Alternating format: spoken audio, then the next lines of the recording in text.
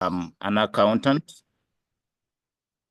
Yes, I'm an accountant by profession, and I work with TLB Consulting Group as a founder and chief executive. And for us, we at TLB, we focus on business transformation and system development, as well as raising funding for big projects for, uh, uh, profit-making entities.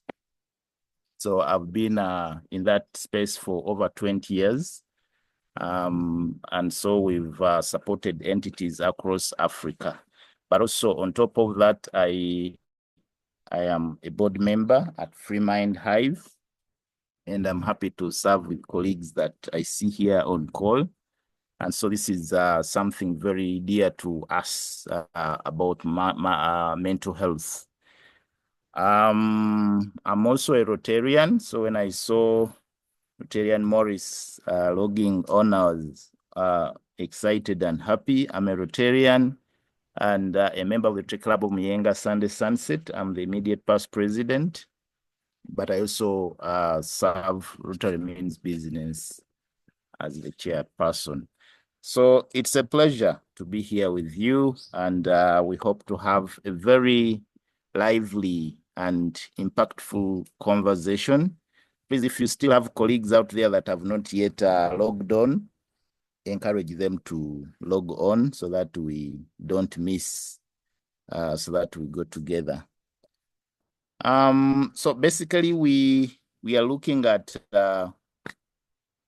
mental health awareness in this month of May. And the theme for the month is the power in community, So we are looking at the tagline to this is building meaningful connections. So the campaign overview of this month is we are focusing on what truly sustains mental well-being. And so each other at Mind Hive, we believe healing doesn't happen in isolation, but it happens in community. So instead of focusing on more content output, we're leaning into community strengthening and volunteer building. And so why do we do this is because resilience in community is the most powerful mental health tool which every community should have. So basically, what do you expect to have in this month of May? We are looking at community content outreach, where we want to hear from you. What mental health conversations do you want to see? What topics should we explore together? This is how we should move together in this month. So you let us know how you think we should be able to serve you better during this month. We shall also be having volunteer engagement drives. So if you are passionate about mental health, healing, and hope, we are opening up new volunteer roles within our Mind Hive family. So from peer support and admin to event planning, prayer, logistics, and outreach. So we shall be sharing a sign-up form with available roles very, very soon. So some of you colleagues, if you want to join our family in this engagement with these different roles, once this sign-up form to get involved, and let's engage the community. So we want to make May a month of showing up, not just for ourselves, but for each other. Because when we root our healing in community, we rise together. I would like to introduce the panelists today.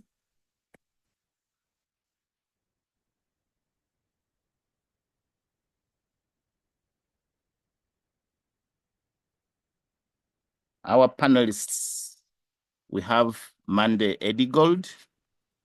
Mande Edigold is a director at Mind Hive.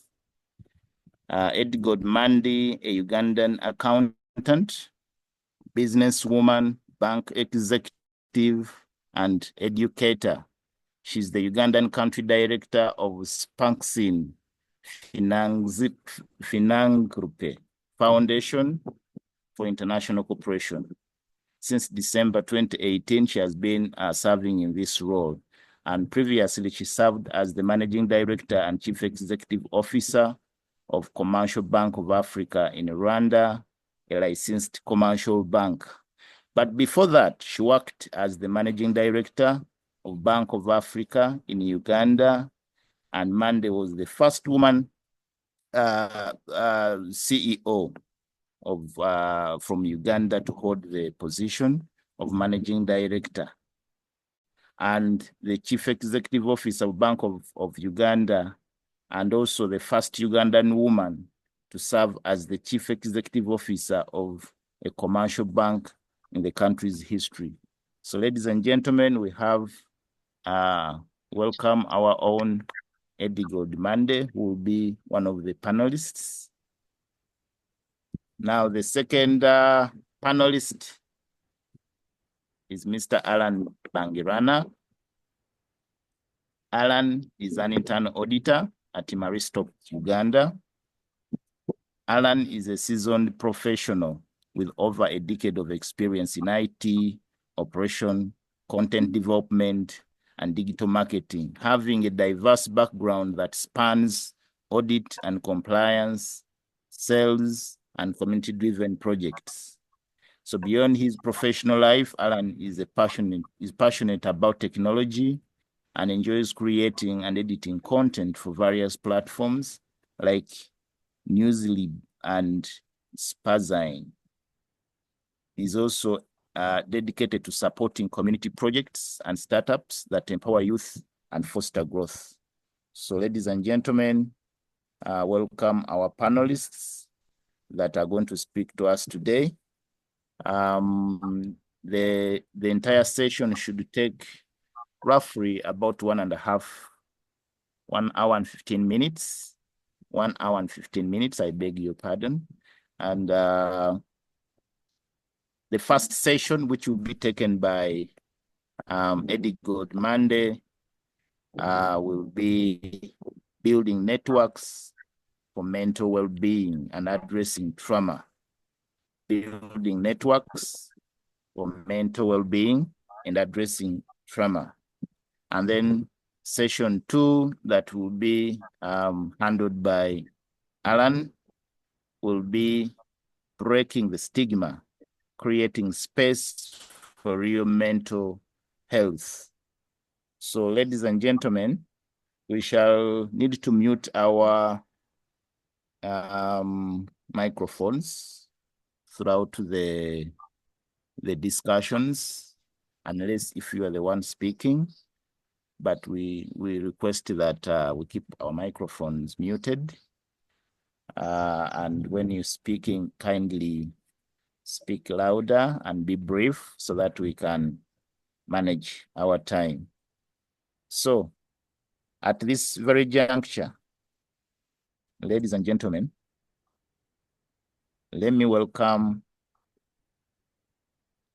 Eddie Goldmande to take us through the first topic, which is the power of community, regarding the power of community support, building networks for mental well-being and addressing trauma. Thank you. Thank you so much, our moderator. Am I audible? Yes, you are. Loud and clear. Thank you so much, our moderator. My screen must be empty at this moment.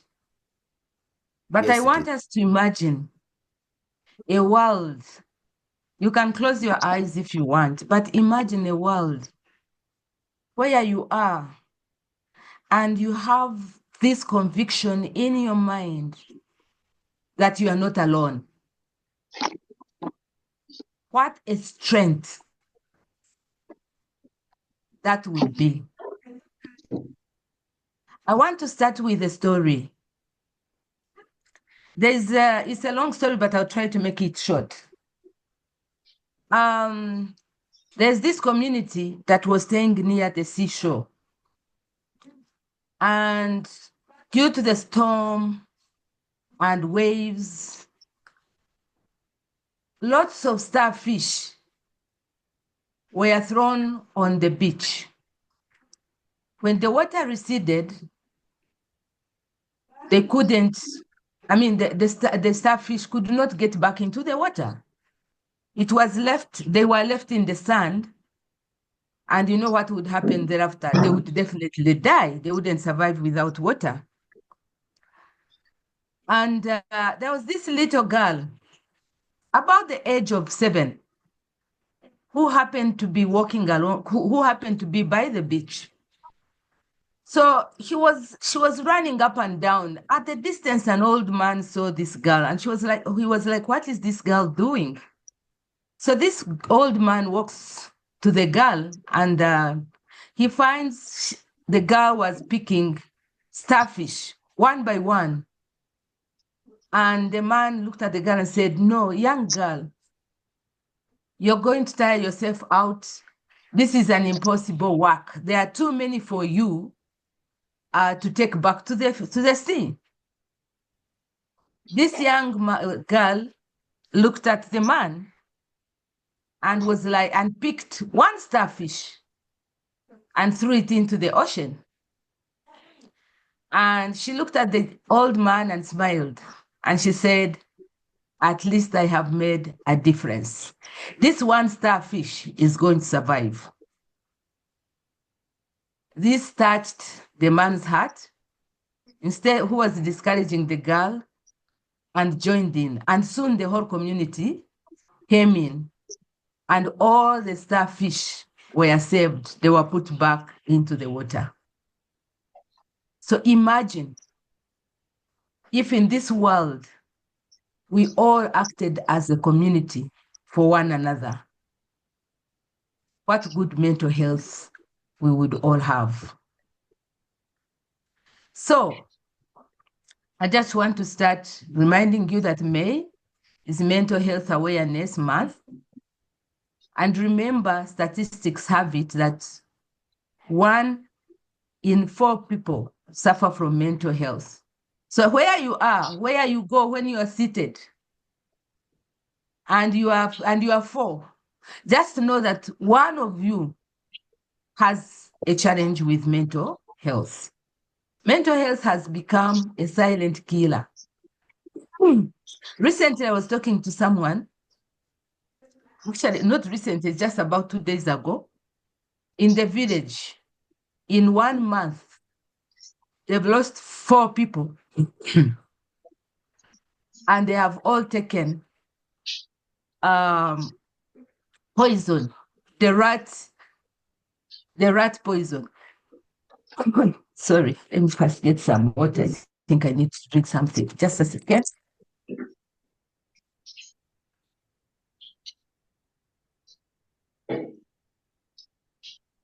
So you can imagine the families of those who have lost their loved ones. They can never be the same because it is looked at as shame. They are guilt-tripped. So we need to check on our friends and family. You never know how we can help. Again, there is this story of a girl who was struggling, and she had prepared everything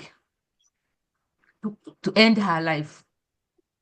In that moment, a call came through. And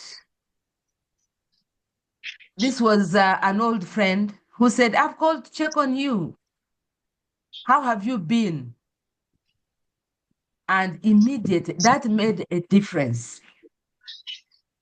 And the girl ended the plan and was able to tell the friend what she was going through. And she was able to be supported. Let us try as much as possible to check on each other and support.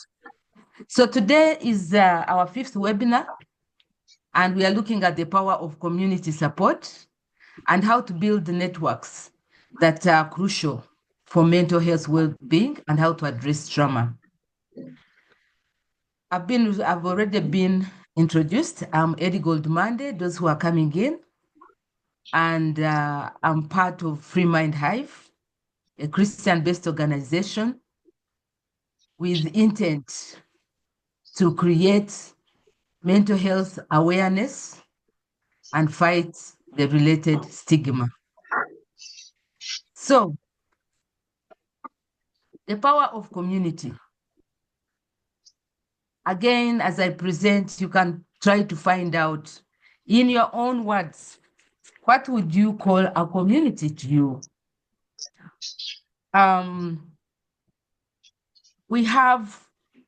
This is a network of people. And in mental health, we are saying the community should have common interests, values, it can be geographical locations, but with online, with digital, in the digital world, that boundary has been broken. Because even with Free Mind Hive, we have an online community that has even people outside Uganda. And from today, please, whether you have any challenge or you don't, we invite you to join our online community. And my colleague Alan is going to share all those handles within the chat. And these members of the community should be willing to listen and support. We listen and we don't judge. So when you look at the way these people in a community are holding on to one another, it shows that it will be very difficult for one of them to fall off because they're all supporting one another. They are hanging on to one another. And this is what we call the power of community. So what is the role of community in mental health? Like I've told you, I've given you what it should be. I've shown you here, they are hanging on to one another. They are supporting one another. So likewise, in the community plays an active role in fostering mental health and aiding trauma recovery. If a community is not informed, that means they will not be able to support those they are supposed to support. I give you again another example, and I will later on give you my own example. There's this young lady in America. Her mother died while saving them from a fire that broke up in the building where they were staying. They were two girls. She managed to, as she was trying to save the second one, because she was concentrating on the baby, she suffocated and died. By the time the fire brigade came to rescue them, the woman had died, but the baby was still alive. So they were able to save the two babies. So the mother of that young lady, instead of being a grandmother, she had to quickly adjust and become a mother. She did not mourn her daughter. Now, with time in school, because the children are not informed, they are not trauma informed, and we don't even have deliberate effort, even from our own Ministry of Education, to make sure that the children are also trauma informed. They started teasing this girl, and they would refer to how her mother died in the fire. They would refer to how she has no mother, and this girl started developing a different behavior altogether.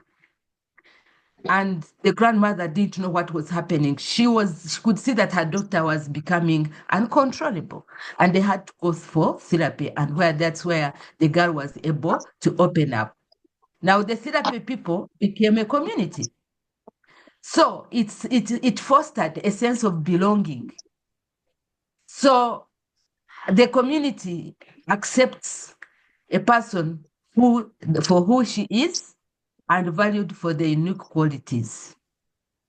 And the community also provides support, having people to turn to in times of need.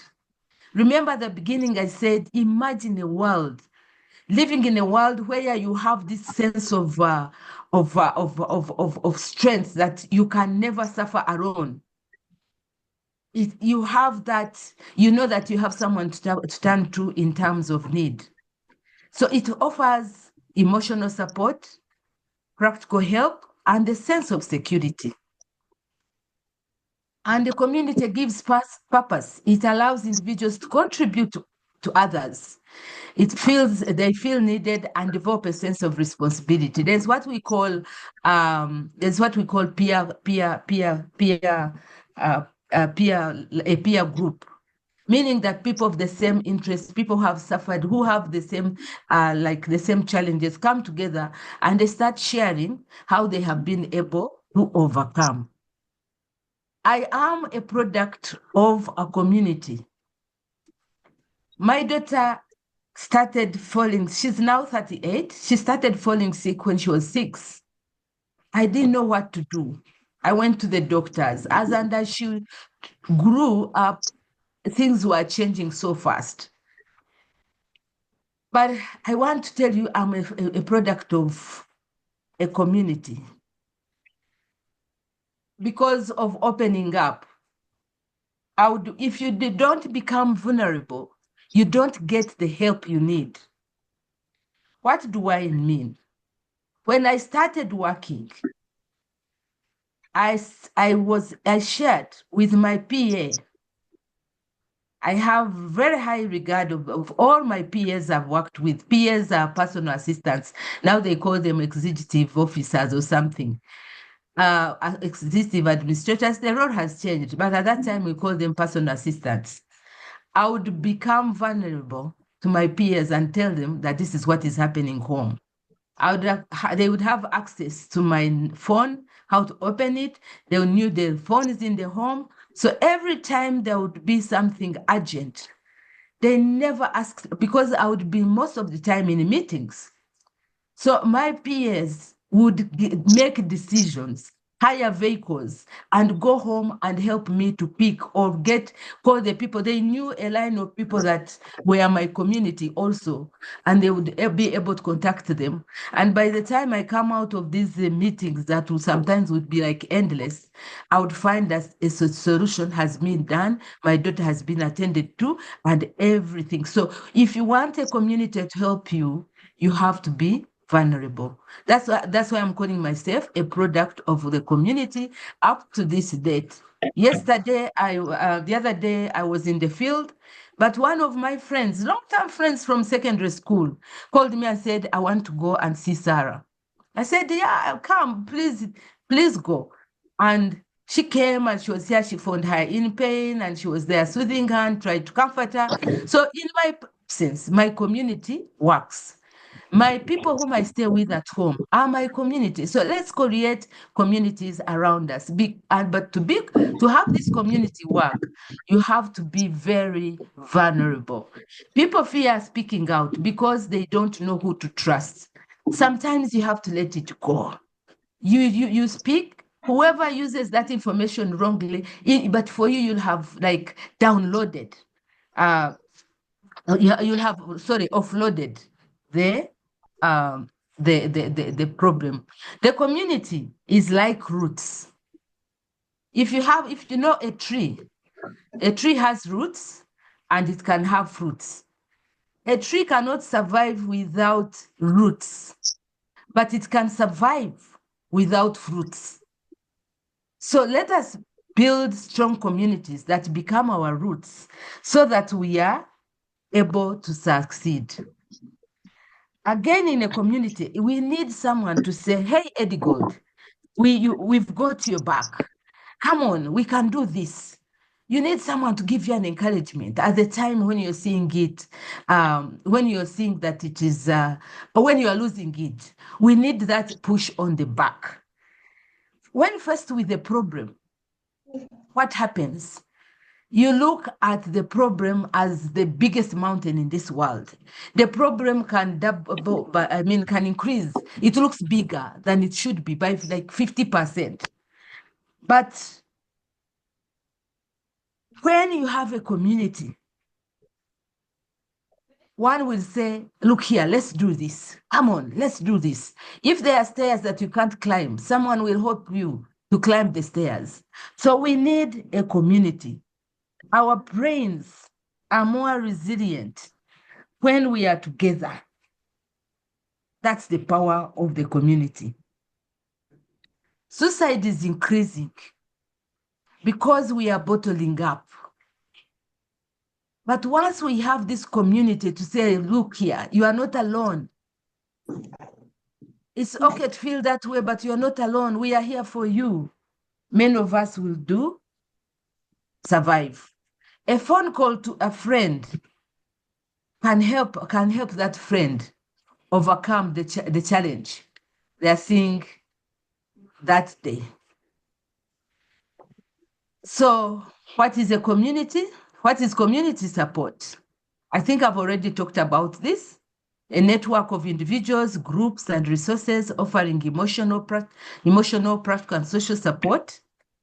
We have a community can include family, it can include friends, it can be neighbors, it can be support groups, it can be faith-based organization, it can be your prayer cell, it can be the men's guild, it can be the women's guild, it can be anything, so long as there are people who are ready to listen and not judge.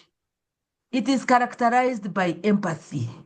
Without empathy, you cannot help anyone. And empathy takes time. You have to be intentional. You have to be intentional to develop this. I remember sometimes my daughter calls me and says, but mommy, you are not empathetic in that. First, acknowledge how I am feeling. I'm on the journey. So never give up. We are all on the journey and we are here to learn together. Understanding, you have to understand and have a shared commitment to well-being.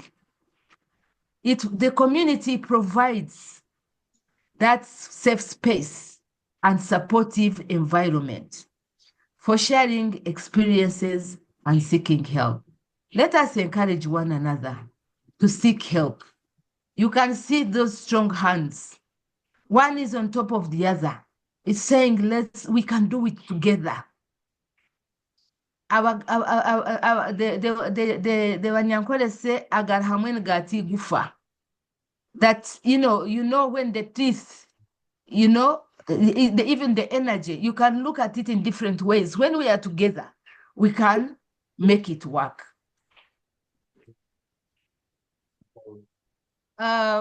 The types of communities, when I'm talking about communities, what are those types of communities that can support mental health? We have local support groups. Those are in-person gatherings. We can create them. We are at Free Mind Hive right now. We have the online community. We have virtual forums and social media groups connecting people worldwide. People come in and ask questions, and we answer questions on daily. People share their experiences. We are always blogging. We are always sharing information. Knowledge is power. Please, people, don't shy away from mental health. It is the first number one killer now in the world. So share with colleagues, check on colleagues, encourage colleagues to share. Community mental health centers. Those are in some countries, they have those ones where organizations providing crisis care, therapy, and support. We have mental health in Uganda. It has even a hotline where you can call free of charge. With time also, Free Mind Hive will have that, but right now we don't. We still use our phones, and they are online. They are on our website, and people call me, and I've been really supporting quite a number of people. Neighborhood communities, we need to create communities in our neighborhood. You can imagine in Kampala, because of wars, we don't know each other. You find that you don't know your neighbor. You don't even know that your neighbor has even lost a child or a relative. We need to break the physical walls. We need to break the mental walls. The physical walls can stay for security, Yes. but we need to break the mental. was. I request those who are not muted, please to mute. There's some noise coming in. So mental health matters, and we need to treat it as such.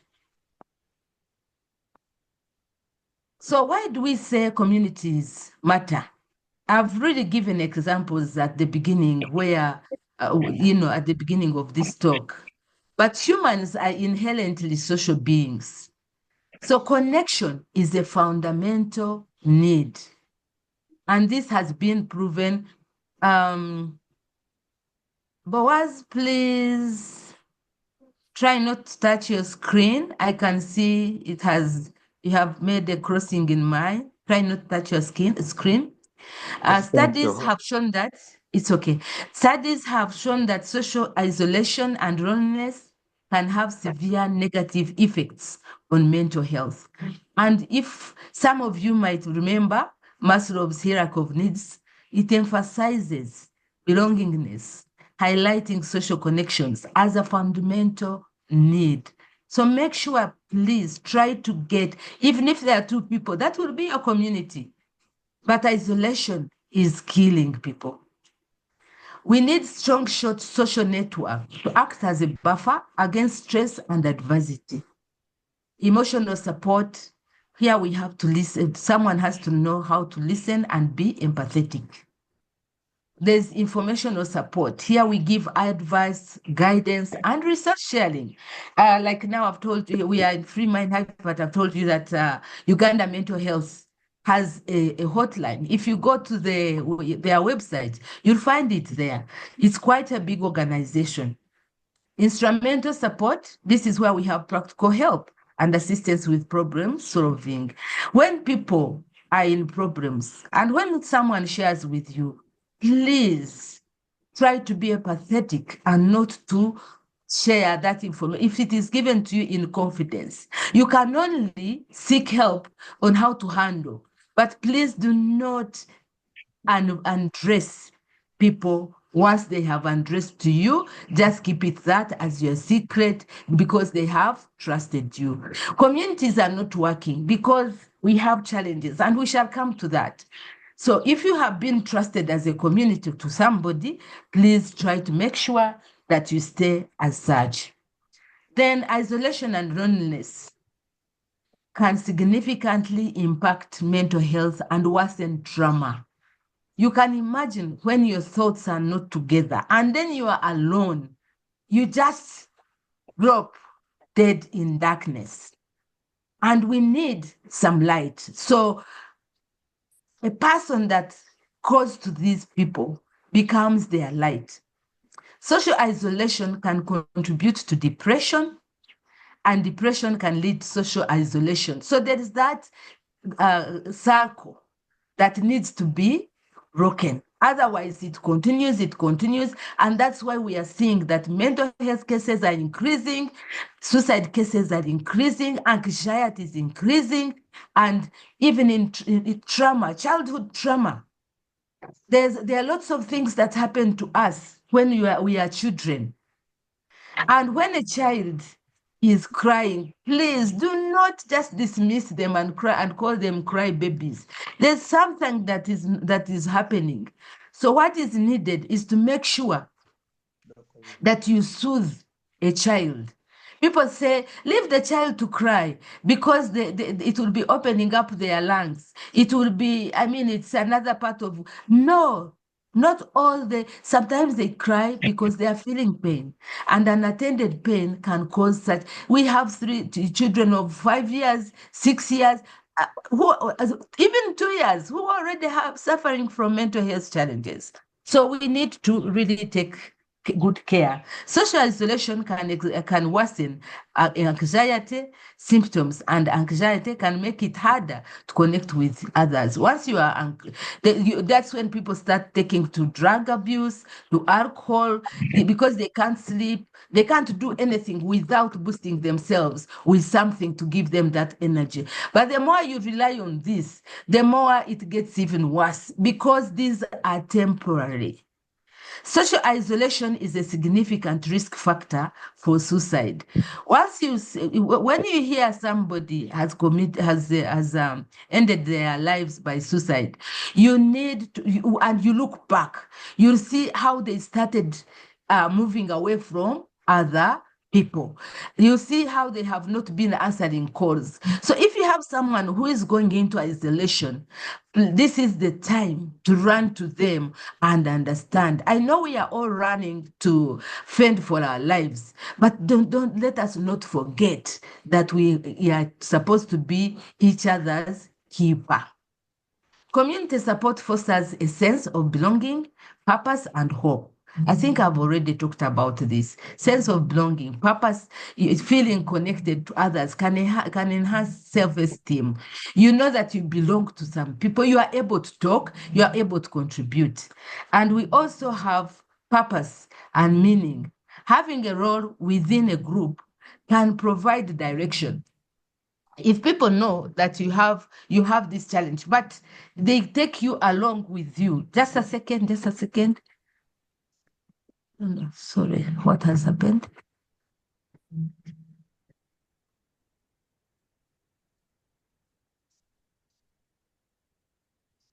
Okay.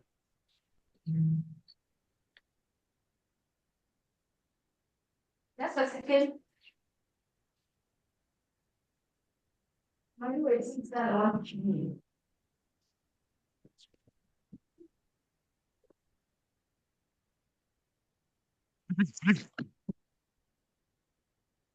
Apologies. I'm a communicated someone, and I think there was an urgent need that I needed to call for her, somebody to help her. So, purpose and meaning, having a role within a group can provide direction and motivation. Then there is that positive future orientation. Believing in positive future can foster hope, resilience, and goal-directed behavior. So once we get to know how to be communities to others, we know that we shall have people survive. So there is a link between, sorry. There is a link between community and mental health well-being. And this is what I'm going to show you here.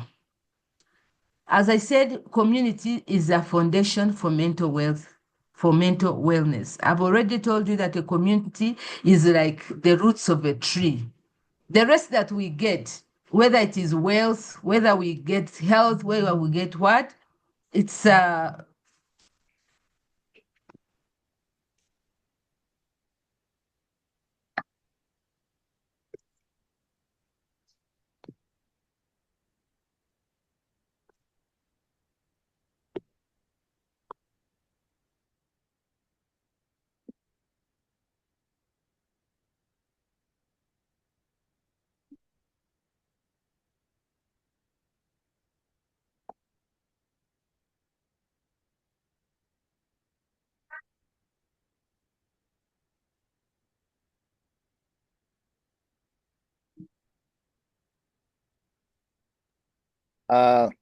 Edgod, we seem to have lost you. Are you speaking?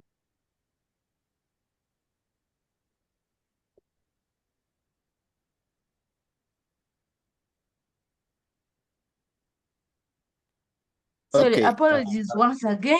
Okay. All I right. had to attend to an emergency, but I'm back. Community, a foundation for mental wellness. As I said earlier, community are like roots. A tree can survive without fruits, but it can't survive without roots. So we have, what does the community do for us? There's reduced isolation. I've already given you what isolation can do. It offers emotional support, and there is increased esteem for people. People will feel accepted and valued by others, and it increases their self-worth. And then there's shared experiences, connecting with others facing similar challenges who can understand who understand and can reduce feelings of being alone in one's struggles. So let us try to be each other community. And it needs empathy, and you have to listen. When you look at those people, sorry, there are people who are talking. Let me see if I can mute them. But kindly mute yourselves, because if I go to muting, then I will be interrupting the flow of the presentation. Kindly.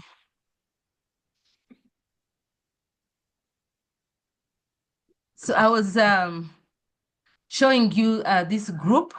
You can look at that lady. She's very, very attentive, looking at the person who is expressing herself.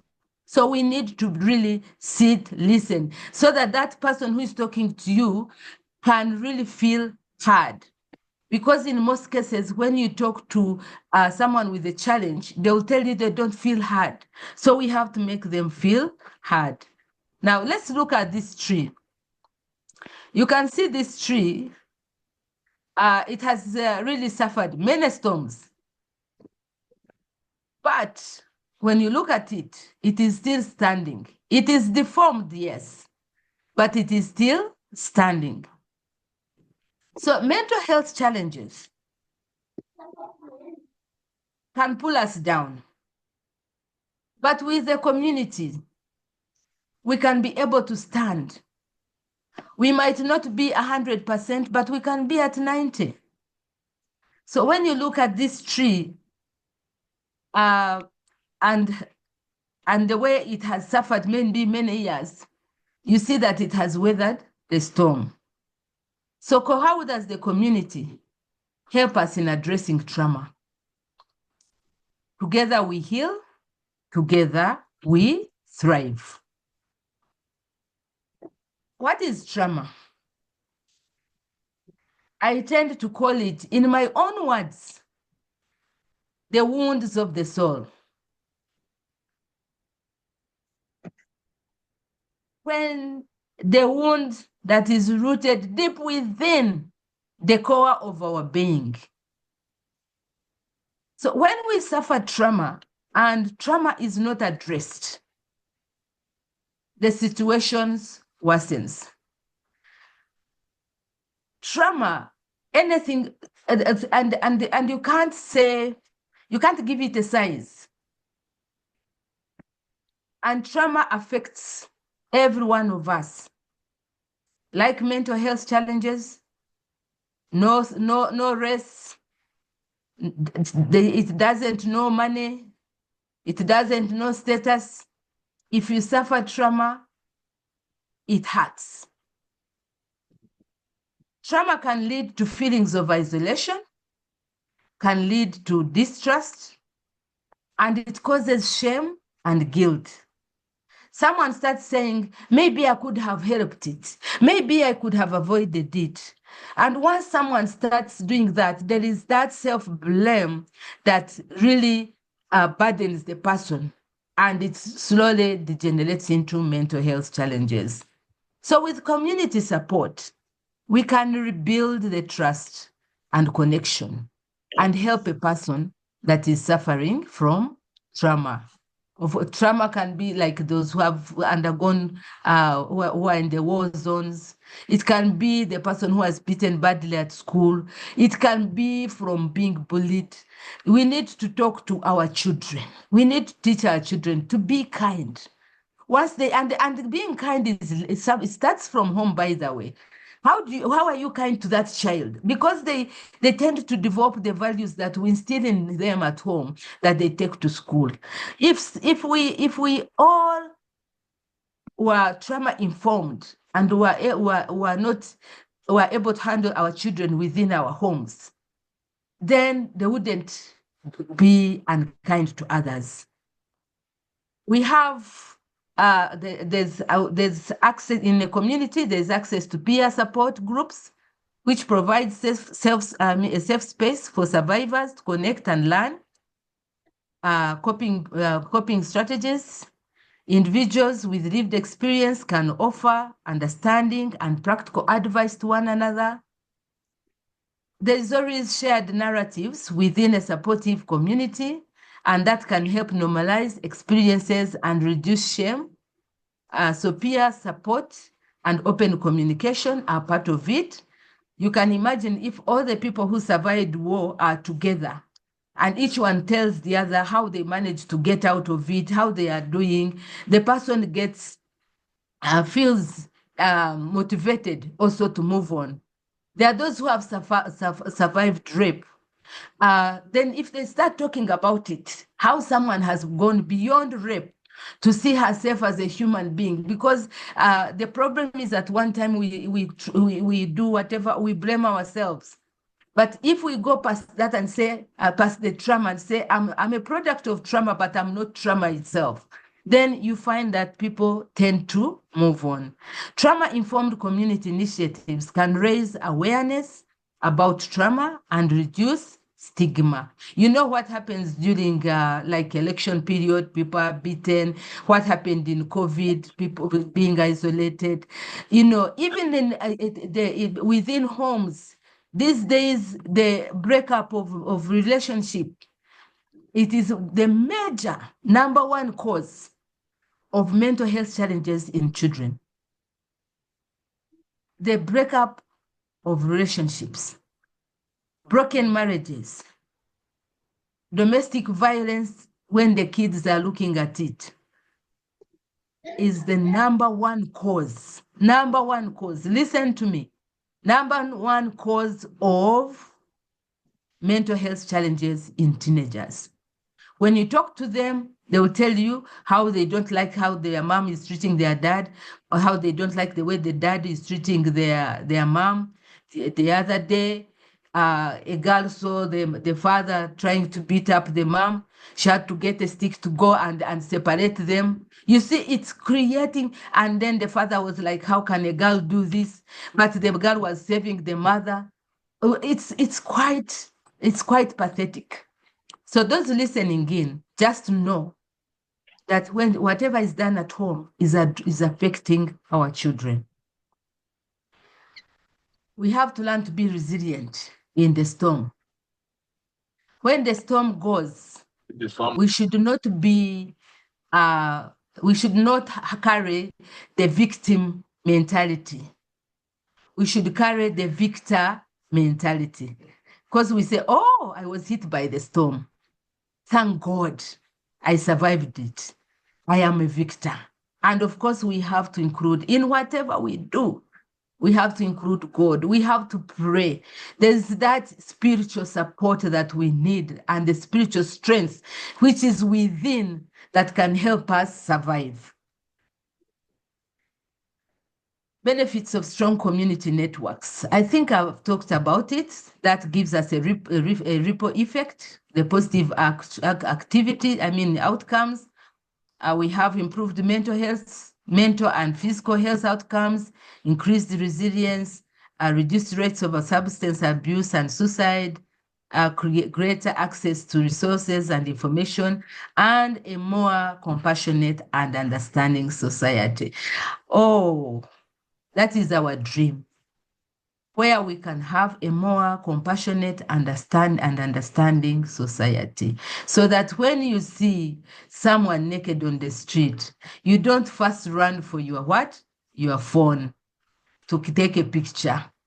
You look for a cloth and dress up the person, and then they take the picture to make sure that the relatives can come and get to, because we don't have hotlines where to go. I don't blame the pictures, because pictures, social media has helped us to get connections, to reunite families. But how are we using this information? That's what really bothers me.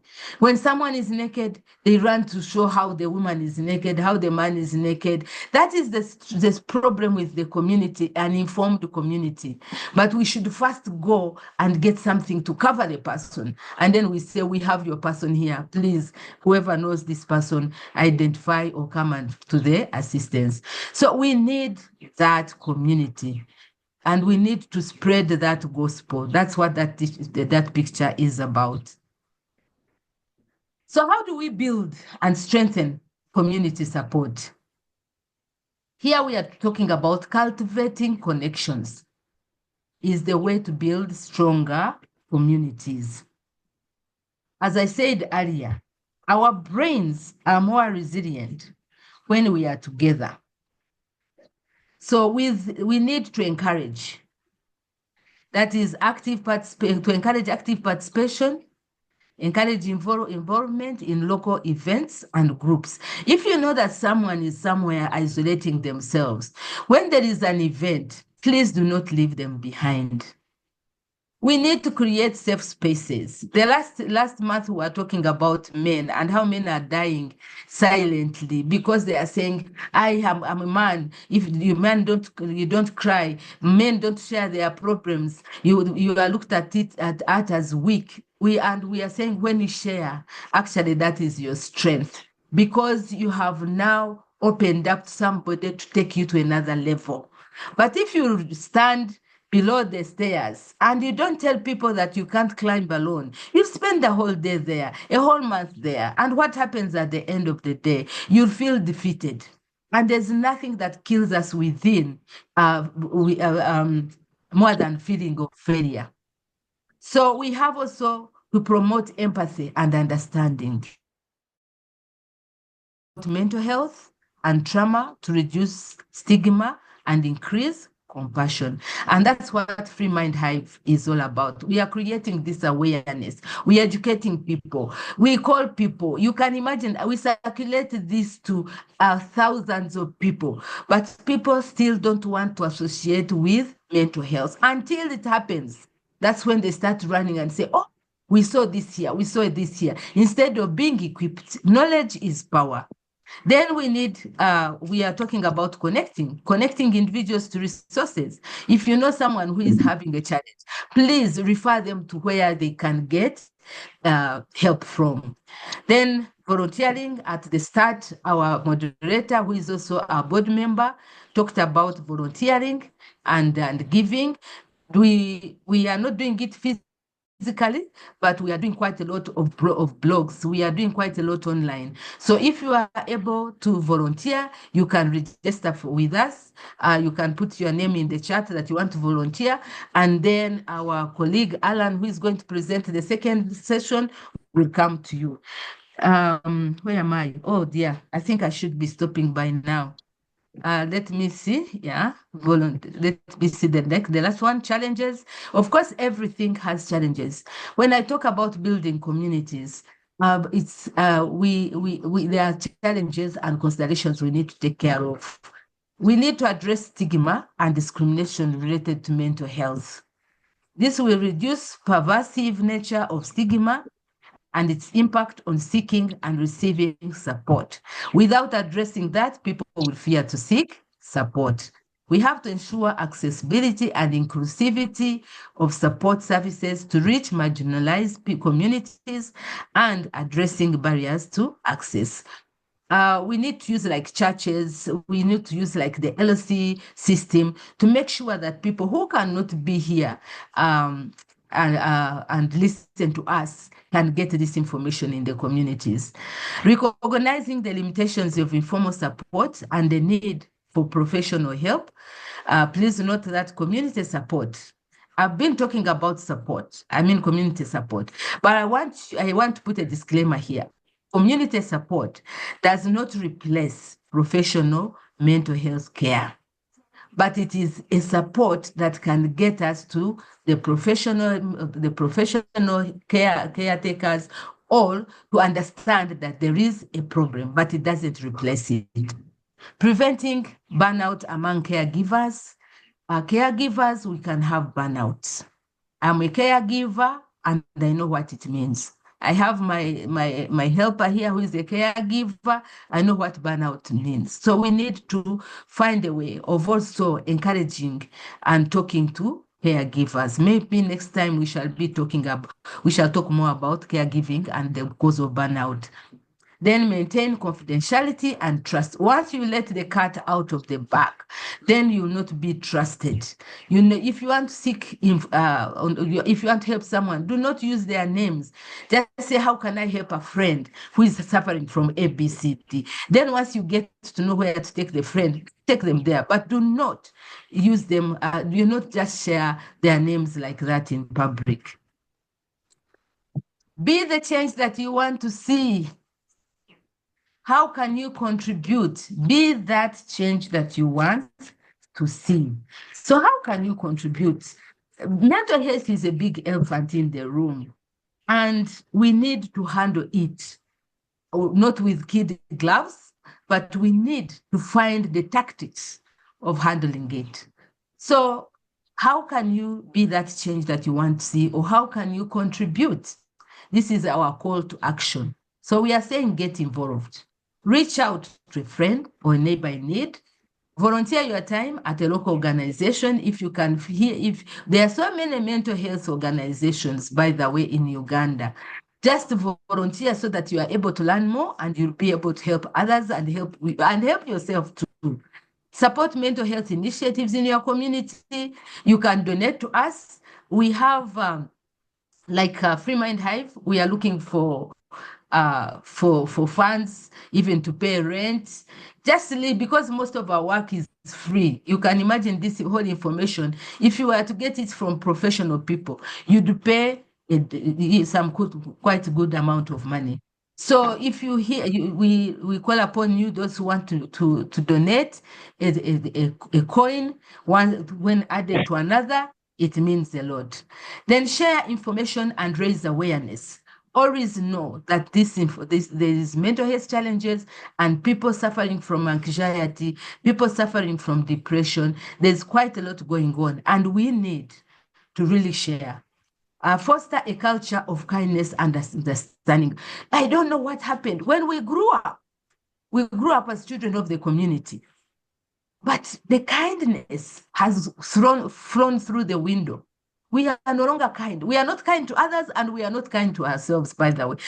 The moment you abuse yourself, the moment you drown into alcohol. I know there are causes, there are different causes as to why someone goes there. But the moment you are in there, you are hurting yourself. So we are saying be kind to yourself, be kind to others, and be able to understand and be empathetic. And that's what that picture is all about. Hold your colleague and lift them up when they are down.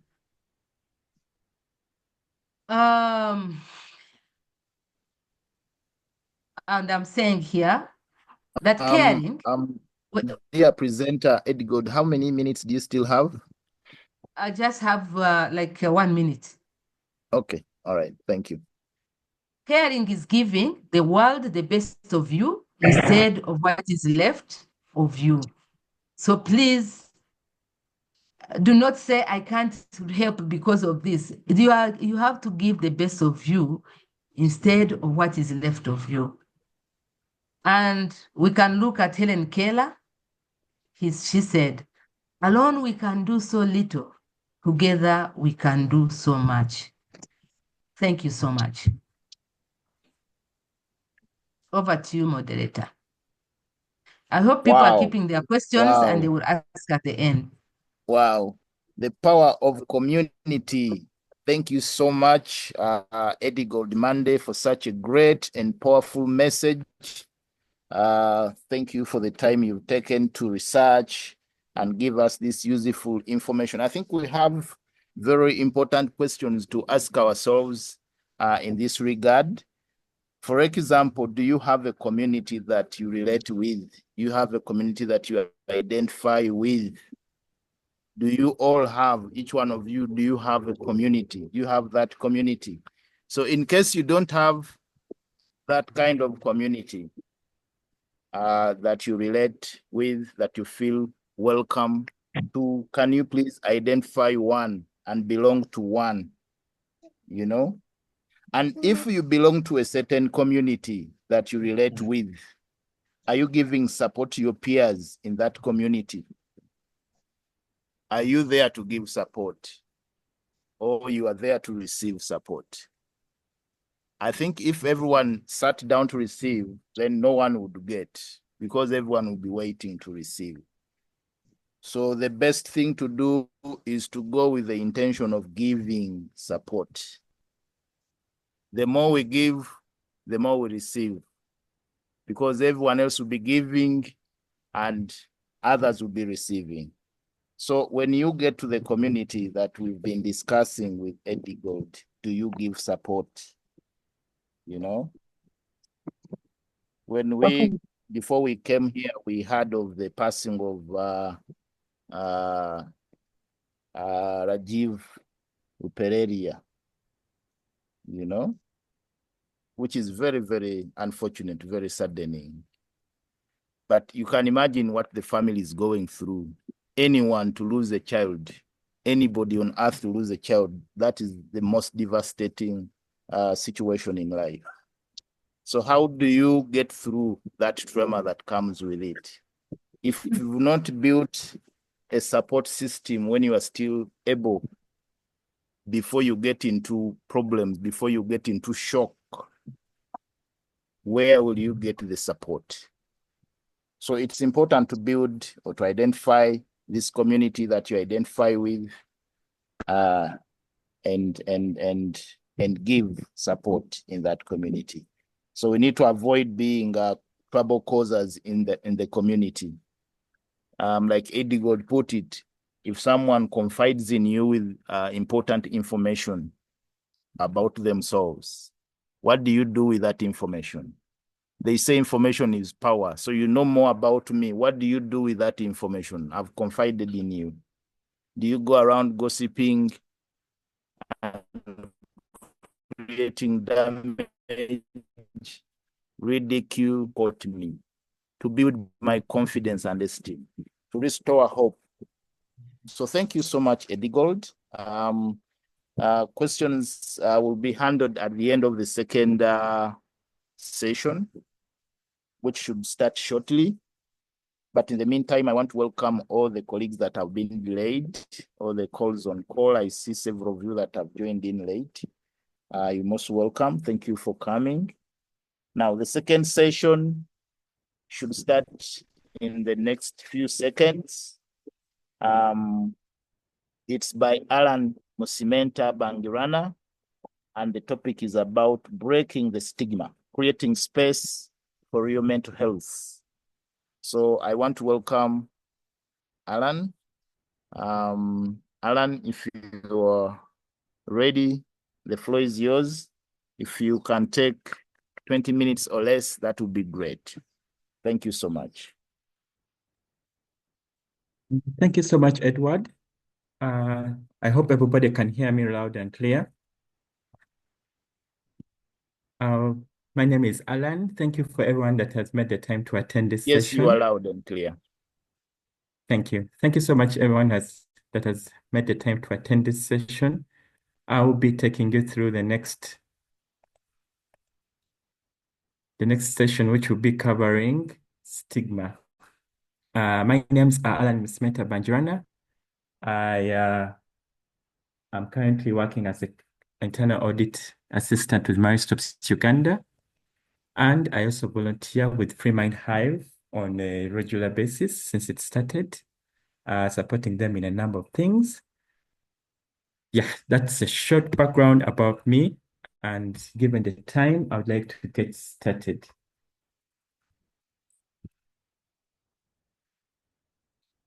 So today we are going to be talking about stigma and how it impacts not just us, but the people around our communities, and what we should be very careful about in how to manage it, and the kind of steps we can take in creating a better and more informed community, other than just creating stigma and causing even more harm than we should be.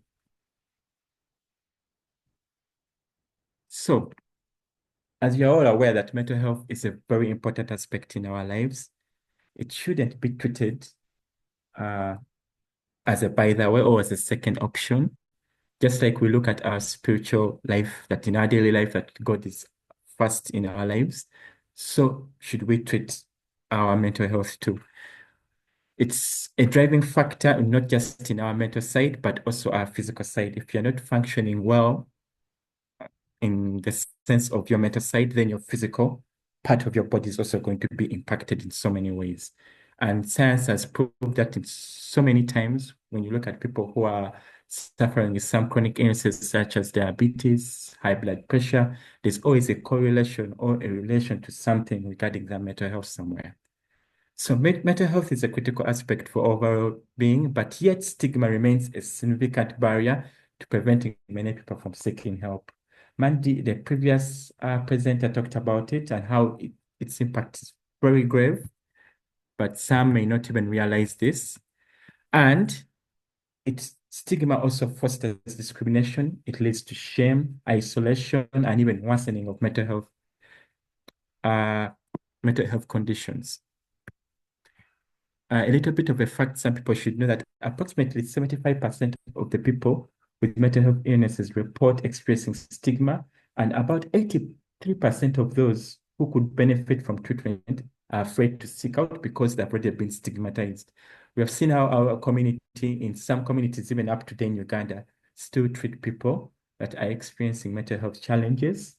We have seen how they treat people who have been found that they have harmed themselves, and you see people in the community picking up sticks and beating up this person who is already lifeless.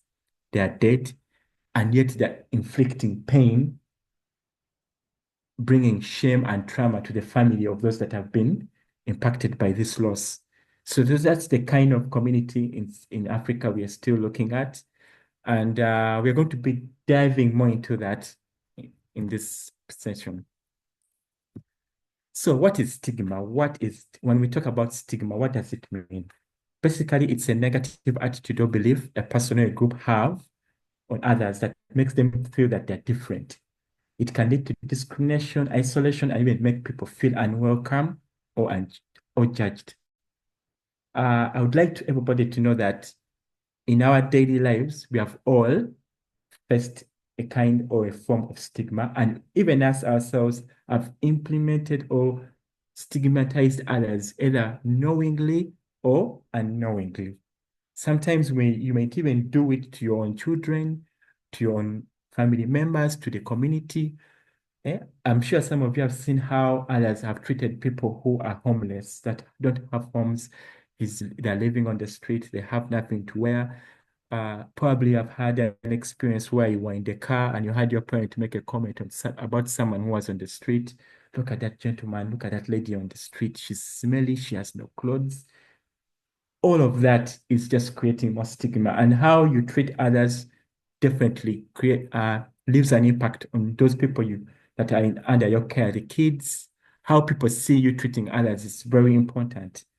So what are some of these types of stigma? We have public stigma, which is often the societal discrimination people give against those with mental health. This is basically what the public does, or what our communities are doing to those that are experiencing mental health challenges or any other challenges aside from mental health illnesses.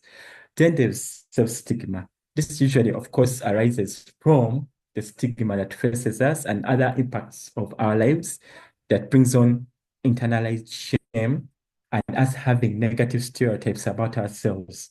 So if you have a negative self-image or poor self-esteem, yet stigma could be one of the causes that brings about this.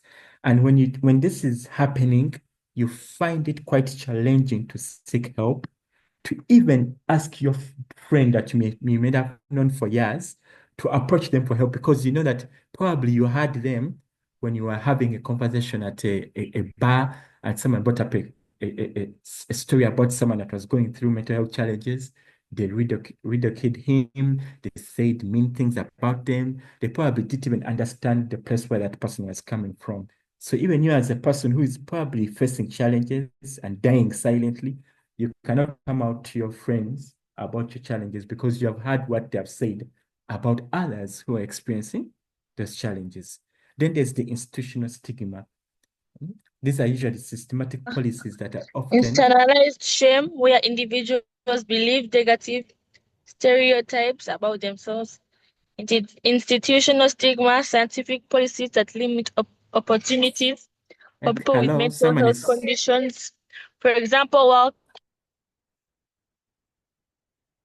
sorry about that. Someone had unmuted and they were speaking in the background.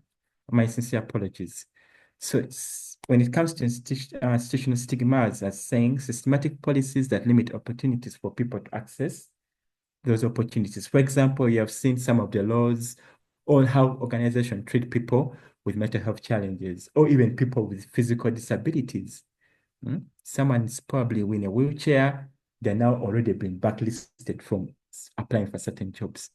If someone finds out that probably you have been away from work for about 6 years because you had gone to a psychiatric institution to seek help, they will look at you negatively. They may not even want to hire you for the role because they believe your past defines your present or your future. So they have already put a negative perception about you because there's already an institutionalized stigma on how people are treated, especially those that are experiencing mental health challenges. We have seen workplace discrimination, inadequate healthcare access. Just look at our healthcare facilities, health center ones and health center twos, even the health center threes. In some of the villages, when you go to places like Dokoro, you just look at the state of those facilities and then you ask, are they capable of handling if someone came in with severe depression, with suicidal thoughts, would they be able to handle that situation? Of course not, because they're not even funded to do so. The support for it is not there.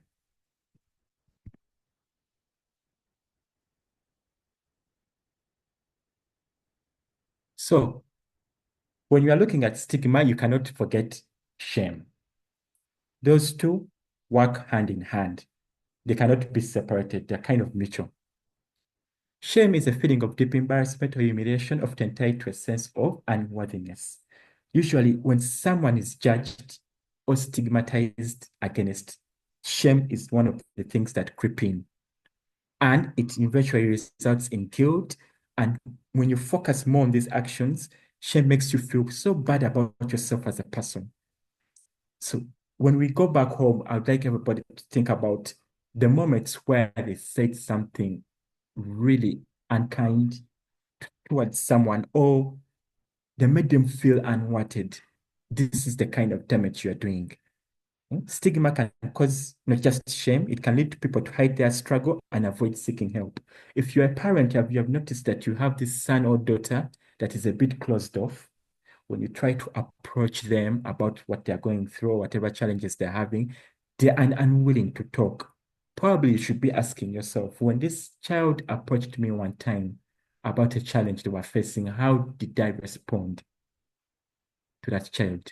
Maybe they wanted to tell you about something, but they realize that when they come to you, you're often having a negative or a much more harsh feedback towards certain things, like your way of communication isn't the best. So if people can't come to you, if your own child can't come to you, then who are they going to next? Are they finding advice in friends that are also not less experienced enough to provide the adequate care? Or that is how they end up choosing the wrong networks, but making bad choices? Because even the support systems they expect to support them, they're not doing their best.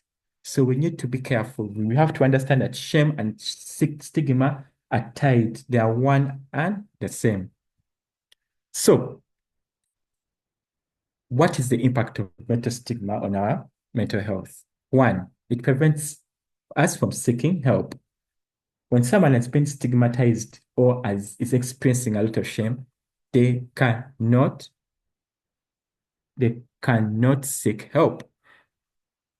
They will always avoid therapy and they will always avoid seeking any help, even medication if it's offered to them, because they already developed this ability that closed off. They do not want to feel tied to their situation.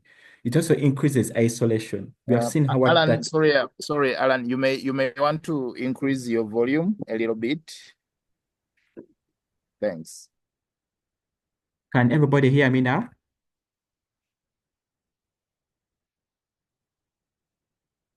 Yes, we can hear you. Just to increase your volume a bit.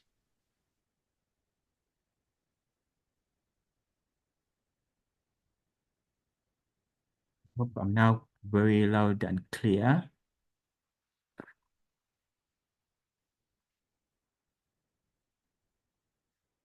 Okay.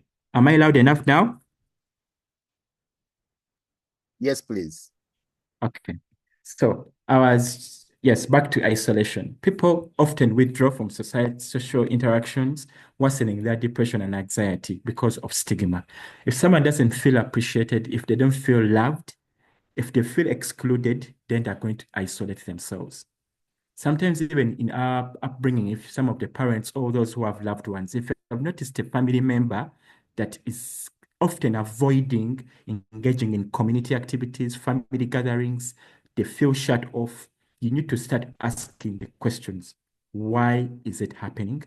What happened? And how can I approach this person in a kind way, in a gentle way, so that I don't even push them further. So you have to be a bit careful. Then it also, one of the other disadvantages, it worsens health outcomes. When someone is stigmatized and they're not reaching out for help, it means they're not going to get treatment and things are just going to get worse. Then it also perpetuates misconceptions, myths people have. People with mental health illnesses are dangerous and therefore they persist due to lack of awareness. Or people with mental health challenges are crazy. Or they're demon possessed. We have had all these things. And because of these misconceptions, people are not helped correctly. They do not seek the help they need, or they're not taken through the right steps to get the medical care that is needed for them because there were the negative perceptions or myths that we have put in our mind or we have heard from other people that are not actually at all true. And this is how the impact of stigma becomes even more dangerous. So here are some of the most common misconceptions about mental health illnesses. Mental health conditions are medical issues and not character flaws. So when someone says mental illnesses is a sign of a weakness, they're definitely wrong. We all, as Eddie got highlighted earlier, mental health is a part of us. And how we manage it, it is up to us. And it's not just even up to us, it's also about the support systems and the communities we have built ourselves around. Where are we in our lives? Whom do we go to for help? So mental health conditions and medical issues are not character flaws. That is the truth. It's not a weakness. Therapy is only for crazy people. We have had people who say that. Abagenzi butabika balalo. Or your mental case. Or your kalidalu. That is not true. Therapy benefits everyone, just like physical health. And it is not true that people who go for therapy are already bad off. No, that is not true. You can go for therapy even if you're not exhibiting the exact signs or symptoms other people perceive of those going through mental health challenges. Then people with mental illnesses cannot function in society. This is also not true. Many people with mental health challenges, some of them who are even big CEOs, leaders, presidents, some presidents that we know that have mental health challenges but are living productive lives because they have sought the help they have needed and they are coping and are learning to be resilient. So it doesn't mean if you are going through depression or having a psychotic break, it doesn't mean that because of what is happening to you, it makes you someone who is unreliable and cannot function in society. That is completely false. You can seek help, you can do better, and you can help others, and you can function fully and well. So now that we have talked about the disadvantages and some of the myths regarding what stigma brings about, how do we combat stigma? That is now the big question. One, we need to educate ourselves and become aware. We need to promote mental health literacy like what we are doing today and share real stories that humanize mental health struggles. That some of you have friends or family members that are going through these similar challenges. You have seen some of them tell their stories, both online, both on TV, to encourage others to step up, to come up and talk about their stories and to encourage others. So education and awareness is key, not just in our personal lives, but in our schools, in our government policies, in our workplaces. It's very key.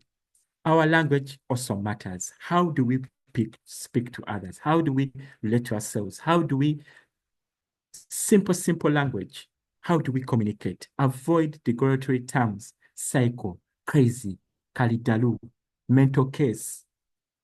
You cannot combat stigma if you're one of the perpetrators of it. Use first person language when you're addressing people. Instead of saying, oh, this person is schizophrenic or is schizophrenic. No, address them by a name because they're a person. The issue they are going through does not verify that make them who they are. That is just a symptom of what they're experiencing. Address people with respect as how you would be, how you'd like to be treated. Then encourage open conversations. Normalize discussing mental health in workplaces, in schools and homes, and challenge stereotypes when encountered. This is actually very key because most of you see, as I gave an example of the friends that were attending a bar and they were talking about a friend that was going through mental health challenges. That is your point to step up and say, hey, guys, what you're saying, this is untrue. This is the fact. And you shouldn't talk to people. You shouldn't talk about people who are experiencing these challenges this way. When you speak up, people begin to listen. Because if you remain silent, it can happen to your daughter, it can happen to your son, it can happen to your loved one. So charity begins at home. It starts with you. Advocate for policy changes. Free Mind Hive has been doing this for quite a while, and we have made quite a number of strides when it has comes to policy changes, though we have still been facing difficulties when it comes to the law in Uganda, which deals with when a person has tried to take their life or commit suicide. It's often stated that once they're done, if they're safe, they're supposed to be arrested. In case I'm wrong, someone will correct me. That law is still in place. They're willing to arrest someone who has tried to take their own life instead of helping them, understanding why they tried to, and finding ways to encourage that person to live a much more functional life. So we need to advocate for policy changes so that we can come up with laws that support mental health and also push for workplace mental health programs. Then we also need to lead by example. How do you treat others? As I said earlier, show empathy, support those that are struggling. Seek help when needed to demonstrate. That is okay to ask for support. So you lead by example. Just like the way children learn from their parents, it is also key in when we're in our workplaces, when within our communities, in your businesses, how you treat your employees, your staff. That shows lead by example.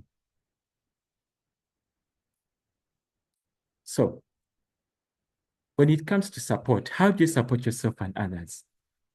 That's also a key area we need to understand and learn. So you need to practice self-compassion. You don't have to be there and live in negative self-talk. If your self-esteem is so low and you're completely talking negatively to yourself, that is one of the key areas you need to work on. You need to treat yourself with like kindness, like you would with a friend. Self-compassion comes within you. You need to understand that you are loved. Those that relate to spirituality, we know that God loves us dearly, and that is the first step of understanding that if God loves you dearly, then you know that you're loved. Then you understand that you yourself are capable of being loved and loving others. So self-compassion is really key. Encourage others, compliment them, be kind to them. That is how we fight stigma. Find safe spaces. There's so many safe spaces. Free Mind Hive is one of them. Our online community, Telegram, was set up for that exact reason, for people to be able to express themselves freely. We have Mental Health Uganda. We have Adam, one of the members is part of this community, is online. They deal in helping people. that are dealing with substance abuse. So when you have safe spaces where you can go and seek help without being judged, that is one of the key ways we can support ourselves and others. So what is the impact when we decide to take the steps in combating stigma? What is going to happen? One, better mental health. If people are not being stigmatized against, they're going to be seeking help, meaning they can get the help they need, they can get the support they need, they can get the love they need from their members, their family members, and their community. So that is one good impact about it. If we continue to fight stigma, we're going to create stronger communities. Once we have stronger communities, and people knowing that if someone's child in Mbara was having a challenge and a neighbor took it upon themselves to do something about it, that does so much more than what people could actually expect. It does so much more when people know they can rely on their neighbor next door. But if people are just there sitting in their houses, this doesn't concern me, you are minding your own business, you hear someone's wife being battered every night, gender-based violence, and you are not even willing to say something. And the next morning you see them at the shop with a bruised face and you have the courtesy to say, how was your night? Yet you had them being battered the entire night.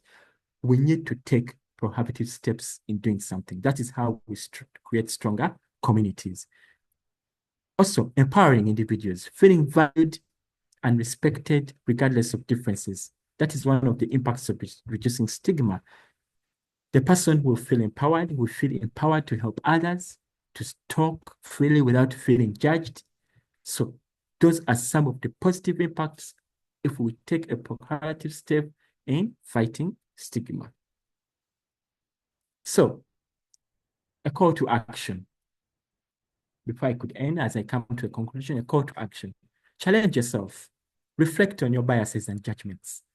I assume that some of you here in the meeting who are probably in your head thinking, I'm not biased. I do not hold any judgments. But if you truly allow God to judge you and your heart, you will truly see that you do have some biases, some misconceptions, and judgments on others.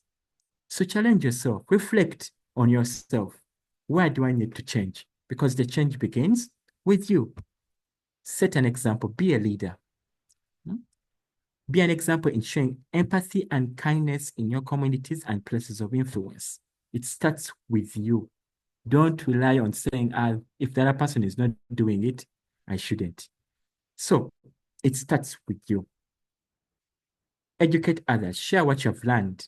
For example, today we are going to be, we shall be sending out an email later on, sharing this webinar on YouTube, resources, their PowerPoint presentations. You can share this content or encourage others to always join our webinars. That is one way you can help fasten the educating of others. If people are more informed, that means the misconceptions are going to go down. Be part of the change. Speak up, support, educate, and then resources. Make use of the mental health hotlines, websites, and local support groups. Some people tend to say, but in Uganda, we don't have resources. The organizations are not there that can help us. Have you taken the step to ask? Have you taken the step to find out? Have you done a Google search to find out which organizations are available? There are organizations that are available to help. So share those resources, take advantage of them. Do not be afraid to seek help. With that, I'd like to say thank you for those that have taken, again, the time to join us today for this webinar. That is the end of my presentation. I believe I could now give the moderator a chance to take us forward to the Q&A in case anyone has any questions or anything they would like to ask. Thank you. Wow, the power of community. Thank you so much, Alan. Thank you so much for sharing such a powerful message. Thank you so much. Each one of us has been stigmatized in one way or another. all has caused stigma to others, or both, according to the way things are. Either you've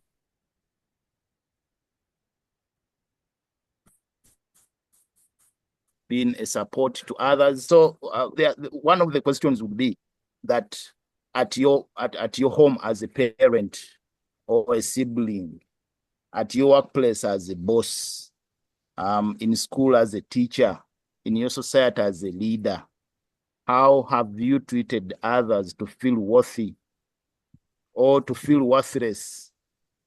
So it's important to examine ourselves. Let's examine ourselves and adjust in the areas of weaknesses, so that we can be that strong pillar in the community, in the workplace, in the family, that others can depend on, so that we don't cause stigma. You can tell that in some challenges in the families have sometimes been caused because the father or the mother have not presented themselves as leaders offering a support system to their families. In some cases, parents, we have behaved as tormentors, in situations where when the dad's vehicle is hard at the gate, everyone hides. In other cases, we do the I do not care. The father spends days without knowing what's happening in their own house, and the family members feel neglected, they feel isolated, they feel they are not worthy. I think if we are to support communities in managing stigma, isolation, and the related effects, we need to start even from our homes, so that we build this culture from home. It's difficult to give what you don't have. So if someone has grown up seeing a team of support peers, support parents, then people that encourage, people that make them feel worthy, the first time your intern comes or reports at work, they should be able to feel they are worthy, so that you build their esteem. I don't see why they should feel traumatized because they have made a mistake and they end up feeling worthless, nothing, ashamed. So thank you so much, Alan, for demystifying this. We now know our roles that we have to play in societies, and believe we should be able to play these roles with excellence. Okay, now let's open up for questions and comments and also supplements. We shall take a maximum of 4 of these in the interest of time. So if you are ready to ask a question or to give your comment or to supplement, kindly raise your hand, your e-hand, so that you are chosen, but also be precise so that we can save time, and be loud enough so that you can be heard. We shall take a maximum of 4, and let's start with Wafula Shoki.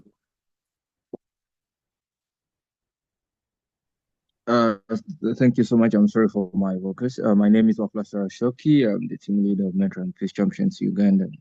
My question would be, how best can we create a safe and a warm, welcoming environment for people, but without making them feel victimized?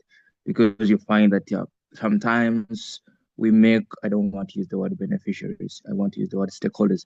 Sometimes we make stakeholders more sick, yet we're here to support them in their healing journey. Thank you so much. Thank you, Shoki. I think let's have all the 4 questions together so that either of the 2 presenters can be able to tackle them. So let's have Doris. Thank you very much, and congratulations to Eddie Gold and team for the work that you are doing. I've joined all the way from Ghana. My question, and like Uganda, we also arrest people who attempt suicide who are not successful. The irony of that. My question is that, how do you navigate getting help for, let's say someone that is diagnosed with bipolar, but who tries to hide this from the employers and therefore creating scenarios. And also when you are aware, how do you support them get help? For example, if I want to share this link without they feeling judged or stigmatized already. Thank you. Mindful that I recommended someone who was going through a difficult divorce and who was clearly showing some signs to talk to a psychologist. And later on, I was branded as concluding they are mad. So these things make me want to find better ways to get help for people that obviously need help without they feeling judged. Thank you. Thank you so much, Doris. Thank you so much all the way from Ghana. Thank you for joining us all the way from Ghana. Your questions have been noted. Our presenters kindly note these questions so that if the question is related to your topic, let's have the second last part at Charis Chima. Ada, please go ahead. You are muted. Oh, thank you very much and for the presentations. My question is on offering help. How do you advise in a scenario where you realize that someone needs help, but they actually don't want the help? I'm asking because I know somebody, we are not friends, but I know they are close friends. I realize that they are actually going through a rough patch in their life. But the friends have tried to help, but the person keeps saying, give me 2 weeks, give me more time, give me more time. But they're actually not okay in every sense of the word. So how do you recommend helping such a person? Thank you. Thank you so much, Ada, for that question. The last one will be Morris, Rotarian Morris Ogwang. Thank you very much, Rotarian Andrew, for giving me the opportunity to ask my question. One, it's almost related to what somebody has asked on the chat about the mobile clinics. Do Freemind or can Freemind offer mobile clinics, mental health mobile clinics? Two, is it okay, because as Rotary Club of Namugongo, on 24th of this very month, we are going to hold a medical camp within the 2 shrines. Okay, the camp is going to be at the Protestant shrine, Anglican shrine, and can we have Freemind as one of the participants or one of the support team that will provide counseling and guidance on this mental health thing. Then the third one, I want to bring it a little closer to the bit of this other bit of bipolar and question related to what Ada asked. How do you, politely tell somebody whom you're already saying is going through these mental health issues so that they do not feel offended? How do you politely address it without making them feel they're already badly off and stuff like that? Thank you. Rotarian Morris, thank you so much for your questions. They will be addressed. Okay, we have some comments in the chat. We have some comments in the chat from Sylvia. She says, bipolar disorder isn't categorized as mental health. How can such a person be helped, especially if they themselves can't acknowledge it. Yeah, I think this is similar to what Maurice and Doris have put together. So thank you so much, Sylvia. The other comment is, this is indeed great. This is from Shoki. We are also we also have monthly mental health clinics. So as mentoring peace champions Uganda and Rotary Club of Kabalagala. So thank you so much for this. Well done, Wafula. So these are some of the comments we had in the chat. So we have these questions, friends, and let me pass on the mic to the speakers so that they can answer them. Over to you, speakers. Okay, thank you so much, Rotarian Edward and board member. I'm going to start, and in case, Alan, you want to add something on a question, to one of the questions, please, you'll feel free. Starting with, I hope I got it properly, how to make a safe space for those with mental health challenges. Now, creating a safe space for mental health challenges, one has to make sure that you create a non-judgmental environment. You foster an atmosphere that is free from stigma and judgment. So you have to first make sure it has to be intentional that you create that. Then, as I said earlier, the person who is creating that, or the people who are within that community, have to practice active listening. You have to be empathetic and attentive. You let the person talk. Don't interrupt them until they are done. You have to learn to talk, and you have to have a notebook where you are writing notes so that the person feels heard, the person feels comfortable to continue powering out because they are seeing that you are interested in them. Then there has to be emotional validation. Oh, I'm sorry that's how you feel. Or that must have been so bad on you. Hard on you. Yeah, you validate someone as they speak, but you don't judge. Listen and don't judge. So that is creating mental health safe spaces. But there are also as physical spaces that one can consider. Within that space where someone is coming to meet the whoever is offering the support, it has to be a calming environment. The sitting has to be comfortable, and the person has to see around and see that they are really secure. Then you have to have there has to be some supportive interactions, empathy and understanding, like I said, validation and supportive resources. But don't forget that there has to be boundaries. And when you are starting the talk, there has to be guidelines to the talk.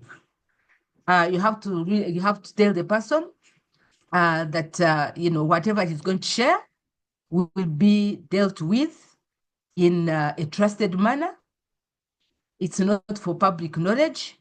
So you have to create that kind of atmosphere, clear expectations. There has to be a very respectful communication. Even if someone says something bad, you have to really manage yourself. So it's something one has to practice over a time, that you don't jump in and say, why did you do that? And I remember there's someone who was meeting what he thought was a safe space. And when he said what he did, the person was quick to judge and say, why did you do that? Don't you know that is bad? That would take away whatever the person is going to say. So there has to be good feedback. So that is on creating a supportive environment. And I don't know, and of course encourage people to seek help, professional help. Alan, do you have something to add on that, or I continue? I believe you have covered everything, Mandy. Okay, thank you. So there's another question. Pardon? No, you can go forward. It's okay. I continue? Yes. Okay. Then another question is talking about how to get help, to get people to get help for people without making them feel judged. One thing that you must do is to show understanding and compassion. You look at the person, you say, "Oh, it is." I mean, you find like, "Oh, such a thing happened. It must have been hard on you. But I'm here to give you support. I understand that it can be quite overwhelming sometimes, but together we can do it." Remember at the start of the webinar, I said someone to stand and pat you on the back and say, "Let's do it, let's do it." But to say that, you have to really create that environment. You don't go to a stranger. You have to look for someone that person seems to love, seems to trust, and get that and go through those people and advise them on what to do. I talked about active listening, supportive conversations, open-ended questions. For instance, ask open, which encourage sharing. Do not assume, refrain from assumptions. Let the person tell you, do not say, "I think you are like this." No, don't assume. And offer resources. You can say, "I might not help you here, but I have a friend." You can even create a story. You say, "I have a friend who went through this, but so and so helped the person." And then you send them there. I have a doctor that takes care of my daughter. I've been sending people there, and they go there. He's so understanding. He's calm. And when you're talking, you really feel safe to even power out whatever you want to power. So encourage people to seek help. I think another question was, how do you advise someone to get help when they are not? You approach them and express concern. It depends on what, like if somebody has been missing out work, let's assume that. You can share your concerns in a non-judgmental judgmental way. Say, for instance, "Oh dear, I've noticed that you have not been coming to work for the last 2-3 days. How can I help you? Is it something that I can do? Is there something I can do for you? How can I meet you?" You meet them, you go and visit them. Because the phone, they will just push you off. And then they will see that you are really concerned, and then they will come up and talk. Someone who has been missing deadlines, you say, "Of recent, your boss has been talking about you missing deadlines. You used not to miss deadlines. Is there anything I can do to help you get back on your feet?" You find a way of talking without being pushing. You respect their boundaries. If they don't want to talk, don't be overly on them. And then you offer someone who can help. Now, you're talking about employers. That's one thing we are also advocating for. Each institution should have a safe space. HR should have a department. They should have someone who is a counselor, who can talk to people, where they can find, and it shouldn't be a staff, because people will not come. It's like the priests, when you go and I'm a Catholic, so I'll give an example of what I know. If you go to an area, a small church, there is a priest of that church, and there are priests who have come from far. You'll see a line on the priests who have come from far, and they will be dodging the parish priest. So the best thing is to get an outsider to be the safe space for the staff. You have to encourage. There are strategies that you can deploy to encourage people. You build a trust, establish trusting relationship. You can't talk to a person when you have not built that. And it's not like you go there today and you say, "I've built trust." It's the way you have to be intentional in the way you talk and follow up the person. You identify things that can motivate them. You acknowledge and celebrate the small steps that a person is taking, and you keep on checking on the person periodically. That one will allow them to open up. and again, share the resources where they can have, they can get this help.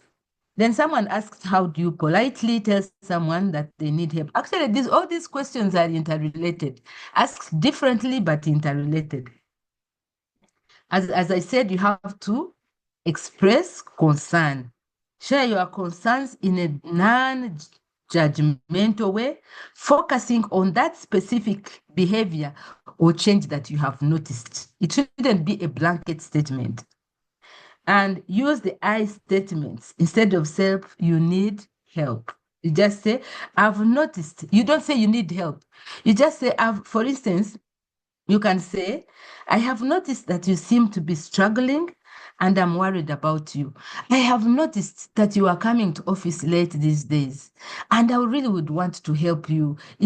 Can I be calling you so that you start early?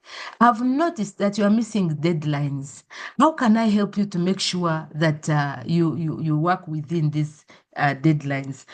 So you have to focus on support and avoid criticism.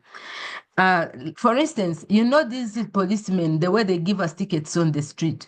Do you know a person can be given a ticket, just a ticket, a traffic ticket, and the person gets triggered mentally? And you can't call it. So there is nothing called small when it comes to mental health.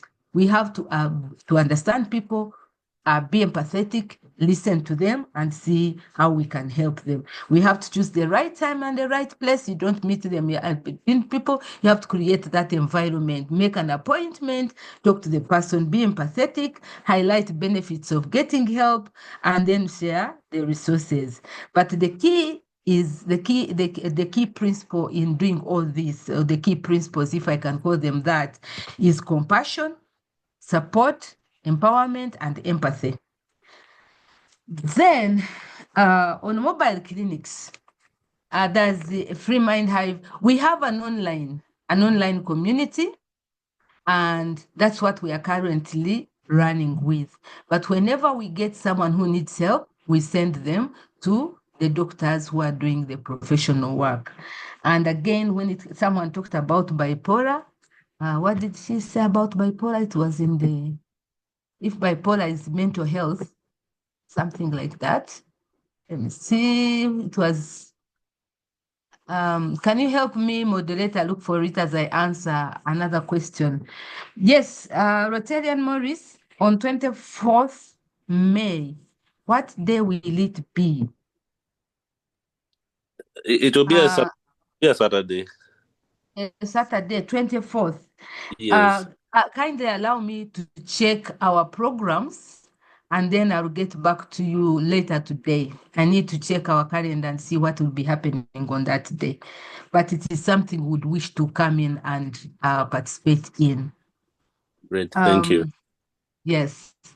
Someone talked about, Mr. Moderator, have you seen it? Yes, Edgod. I think the question you're looking for from Doris is how to how to navigate getting help for someone diagnosed with bipolar. But this person diagnosed bipolar hides the situation from the employer. Is that what you're looking for? That is one. There is another one who asks whether bipolar is a mental health issue. Yes, Doris. You see, not until employers acknowledge that the staff have issues with stress and they come out to be deliberate on encouraging sharing, on bringing in people to talk about stress management, on bringing in people to talk about mental health, and to stop judging, people will continue hiding for fear of loss of job. That is what causes it. But if employers can come out and support through bringing in external resources to support the staff, we have so many people who are on treatment and they are working, and the people know them especially in the government, because the governments tend to be a little bit I want to say the process is considerate. They get to know someone can go on leave and come back, can go in hospital and come back. But in some of these institutions, especially private institutions, they get to know, then they find a way of, they wait for your contract to end and they don't renew it. Or they give you other jobs that you can't manage. So it has to be an intention by the employer to create that safe space, to bring in information, to get people, to make sure people are aware and where to get certain resources from. But if not, staff will continue hiding.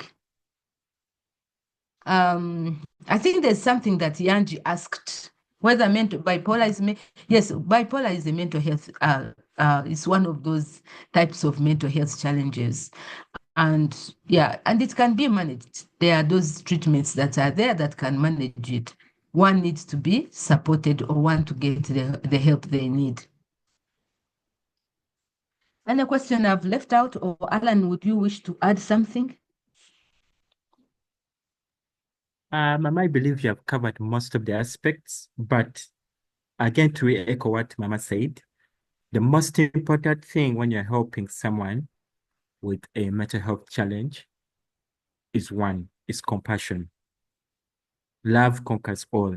Once you have that compassion and love to help someone, the rest will fall in line, because that will allow you to be empathetic, to listen, to understand where they're coming from. And while you're doing that, please remember, expect a bit of, as you have said, some of the members that have asked, they've seen that these people are not, they're not willing to accept that they're in a challenge. That is definitely there. It will happen.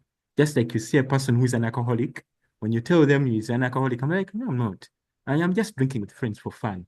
It's the same thing. You have to be patient. That is the second thing. Aside from having compassion and love, you have to be very patient. There are people who have been patient with you when you are having your own issues in life or challenges at work, and they have been patient enough to allow you to work through them and become better at it. Award the same kindness and level of care and patience to others. Because sometimes you might want things to work at your own time. I want to help this person. I'm going to recommend resources. They will not work according to your schedule. Expect that. So compassion, patience, and thirdly, educate yourself about these things. When I was having my recent relationship that ended, one of the things that led to its failure was I did not understand the challenges the lady was going through. She had been someone who had suffered sexual abuse at a young age, and she had continued to experience the same even at an elder age, at around 18, from just her own father. So I had to educate myself on what trauma is, what happens to someone who's been abused, what happens to their mind, how does it change them. I had to go through all that to learn, to allow myself to learn, to understand that where this person is, I cannot really say that I know what they went through. So I have to be compassionate, I have to be understanding, I have to be patient with this person. So those are some of the key things everybody should have in the back of their minds when they're willing to help someone. But and also most importantly of all, you have to educate yourself, because sometimes you want to help someone, you have noticed they're having challenges, you have noticed there's something wrong, you have seen the signs, but what you're trying to help, you do not fully understand it. Just like doctors, before they can help you, they look at your symptoms, they do some tests so that they can be willing to find a way forward. So you should do the same. First, learn about the issue. If you've noticed someone is having mood changes, they are not themselves, they're a different personality altogether, and they're all pointing to bipolar disorder, educate yourself about it, find out what it is, and then begin to put steps forward in how to help that person. And yes, the person had asked that if you've noticed this happening to someone in a workplace, as Mandy Edigold stated earlier, and they had also re-echoed. It takes courage for you to step up, to talk to probably your supervisors, to the boss, and say, you know what? I do not want us to alert this person, but what can we do? We have noticed these challenges. This person is going through this. They're probably having some challenges at home. How can we support them? It's a good stuff. We don't want to lose them. You take those proactive steps. But if you feel even the environment you're in is toxic, because I know that people who are in working environments that are very toxic, you cannot speak about some things openly. And if you decide to bring them up, you face a lot of backlash. So that is understandable. I know those challenges are there. In case you're going through that, you can seek advice or help from an outside party that is not involved within the workplace to help you find ways to navigate the issue, either using the law side, that is, what does the law say about our work employment statuses? What does the law say about our employment rights as staff? What is our rights as citizens? So you need to also navigate the law side aspect of it. If you need to ask a lawyer, find out what can we do to help this person? What things are the company obligated to do in case someone was facing this? And I know this is not an easy approach because not all countries have their laws are that comprehensive to support people facing mental health challenges. But that is one step one can take to begin helping that person is affected. Moderator, please, you can go ahead. Before the moderator, I would wish to thank Mr. Wafula for sharing. Yes, when you are speaking to a person, please avoid saying, I understand. Even if you have gone through the same thing, it's like someone has lost a person and you say, I understand the pain. Oh, you can never understand someone's pain. You can never understand what somebody is going through, but you can only imagine and feel. So just listen and never use those, because if you say understand, say, okay, if you understand, then you understand. Then you'll have stopped the conversation. Thank you, Mr. Wafula, for sharing. Yes. Over to you, Edward. Yes. Thank you so much. I think there's no better way to thank Alan and Eddie God for doing justice to the topics. I think all of you will appreciate that they've done good justice to the topics. And if you think they've done so, please give them the like or the flower. Let me see them flying up for me to be sure that you are happy that they've done justice to the topics. Edgo, do you have something to say? I see your hand is up. Yes, I was going to say, please subscribe to our channels. Even what we've done today is going to be posted to our YouTube channel. Subscribe to our channels, refer people to listen to us, and Alan has just shared, join the community, the online community. Please, we are giving out information, and we know that knowledge is power. That's all I wanted. That was my call to action. Thank you. Thank you so much. Thank you so much, Eddie Gold. I think at this moment, let me just give just to give a word of appreciation to these two speakers. Over to you, Tian Morris.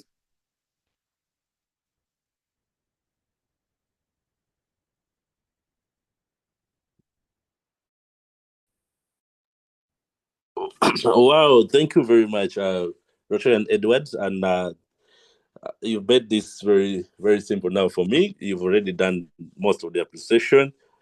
Our colleagues will agree with me that May being Mental Health Awareness Month has been made very, very clear for us by the two speakers. Of course,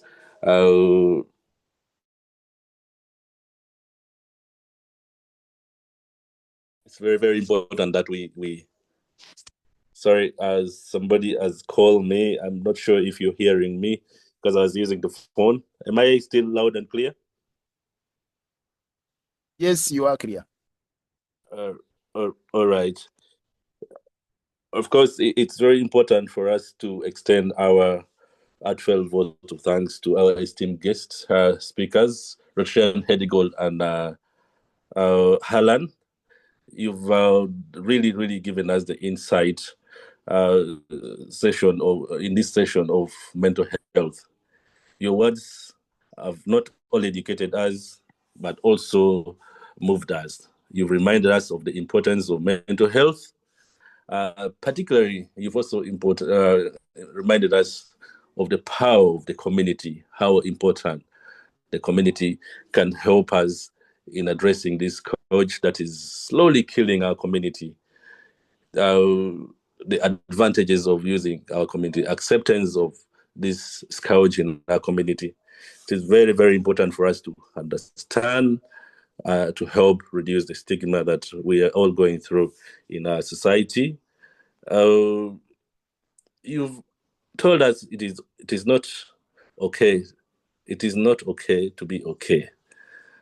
So it's very, very important that we understand it is okay not to be okay. And ideally, while you have reached that acceptance, then that is the beginning of addressing this scourge that is disturbing us in our community. I must also extend our heartfelt thanks to Free Mind for making this possible. You've created an avenue where we have got to learn, we've got to address a very important scourge in our community, and please, may God protect you, bless you, give more courage to continue with this good work. Of course, I want to recognize all the members who made it possible today for this session to go on from 10 until 12. It is very important that you join us. Please spread this message across and please join for the next session. Thank you very much, Lieutenant Edward and Edigo and all the directors of Free Mind for creating this opportunity. Thank you. And let's have a blessed day. Thank you so much, Rotarian Morris, Magical President, Rotary Club of Namugongo, for the great word of appreciation. Thank you so much. I see Rotaria, Jessica's hand is up. I think probably you have something burning to say. Yes, thank you. Thank you so much. I had requested a question on contacts for follow-up. Yeah. Thank you.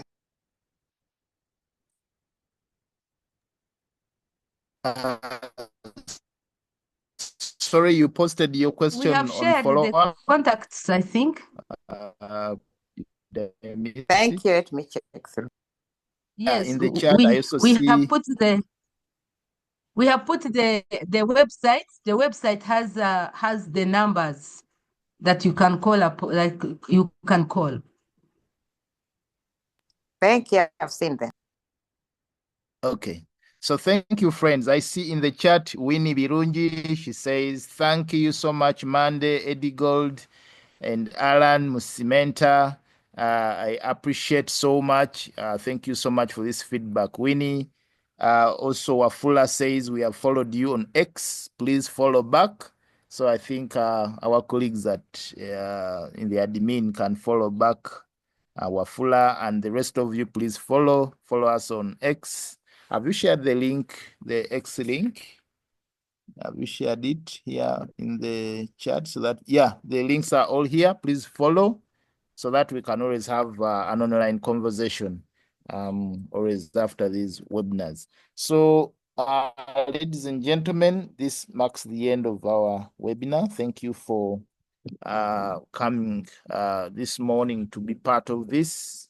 We've been together since morning, and now it's time to let you go and do other things. But thank you so much for being part of this discussion. We shall be able to share other programs in the due course. Please come back at mental health in the world. Thank you so much. Bye-bye. Yes, Edgold, you have something to say? Please go ahead. Yes, we always have our webinars every first Saturday of the month. because each month has a specific a topic of focus, and then we give the webinars on the first Saturday of the month so that people can reflect on that and ask whatever questions they can. So please keep your Saturday, if you can, booked for us from 10 to 12. Thank you so much. Okay, thank you so much, Eddie God, for that information. I especially want to thank all the Rotarians on board who have come in to listen. Thank you so much for responding to the call, and all of you friends. Have a nice weekend. Bye-bye.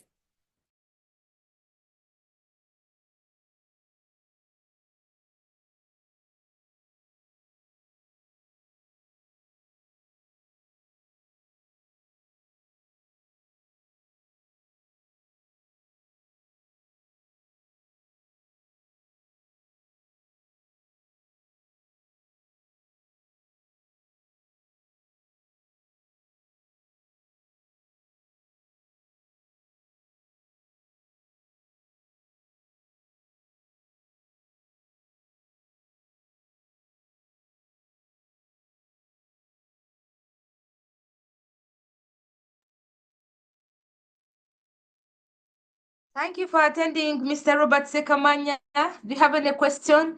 Mr. Wafula, you're still with us here. Do you have any question? Do you have anything to say? Thank you so thank Mr. Robert Sekamanya, do you have something to ask? You're still with us? Alan. Alan. Hello, Alan. Hello, Alan.